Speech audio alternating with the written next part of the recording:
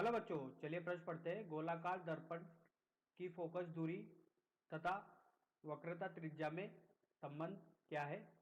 Focus दूरी और वक्रता त्रिज्या में संबंध बताना है। तो आइए बच्चों, प्रश्न के लिए मुख्य अवधारणा की चर्चा करते हैं।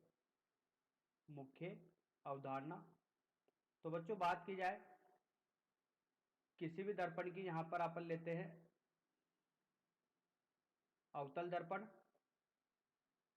जिसकी बाहरी सतह को रंगित किया जाता है।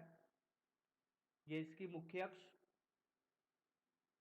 ये बिंदु ध्रुव, ये फोकस, ये वक्रता केंद्र। किसी भी गोलीय दर्पण का जो केंद्र होता है वो वक्रता केंद्र कहलाता है।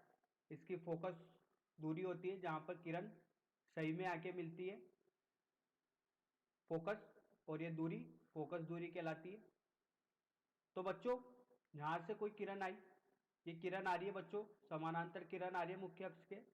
जब ये किरण समानांतर आती है मुख्य अक्ष के, तो टकराने के बाद कहां से गुजरती है? फोकस से गुजरती है, इस तरीके से। तो ये फोकस और ध्रुव के मध्य की दूरी क्या कहलाती है? फोकस दूरी कहलाती है।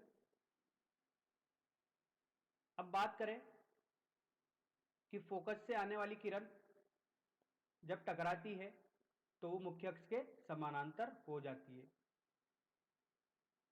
तो बच्चों, इस मुख्य उदाहरण के आधार पर अपने प्रश्न को हल करते हैं। बोला गया है फोकस दूरी तथा वक्रता त्रिज्या के बीच में संबंध। तो फोकस दूरी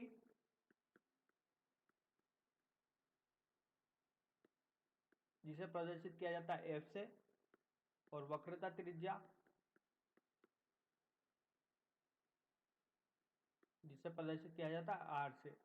तो इनके बीच में जो संबंध दिया जाता है बच्चों, ये संबंध होता है F बराबर R/2। यहां पर अपन को यह स्थिति याद रखने के लिए कि ये केवल उपाक्षीय किरणों के लिए ही लागू होता है। उपाक्षीय किरणें वो किरणें होती है जो न्यूनतम एंगल पर इस पर आपतित होती है, दर्पण पर आपतित होती है न्यूनतम एंगल पर, या न्यूनतम कोण पर आपतित किरणें, वो उपाक्षीय किरणें होती है, उसके लिए यही लागू होता है। अगर किरणें उपाक्षीय नहीं है तो ये लागू नहीं कर सकते।